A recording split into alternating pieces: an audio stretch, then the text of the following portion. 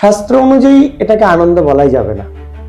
আনন্দ তো তাকেই বলা হয় যা পূর্বেও ছিল, আজও আছে এবং আগামীতেও আমরা যাকে দর্শন করে বা যার অনুভূতির মাধ্যমে আমরা আমাদের মনটাকে তৃপ্তি অনুভব করতে পারি, তাই আনন্দ।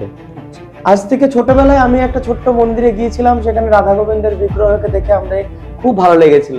ছোট্ট একটা করতাল নিয়ে কীর্তন করতে শুরু করেছিলাম, অধরম মধুরম বদনম মধুরম, এত সুন্দর রূপ ভগবানের। আচ্ছা, আজও সেই ভগবানকে দেখে আমার ভালো লাগে। আজ থেকে 10 বছর 15 বছর চলে যাবে, সেই ভগবানকে দেখেই আমি একই আনন্দ অনুভব করব। এই পুরো ভজনটিতে, এই অধরম মধুরম এই ভজনটিতে পুরো ভগবানের বিশ্লেষণ করেছেন তিনি কেমন। অধরম মধুরম বদনম মধুরম নয়নম মধুরম হসিতম মধুরম হৃদয়ম মধুরম গমনম মধুরম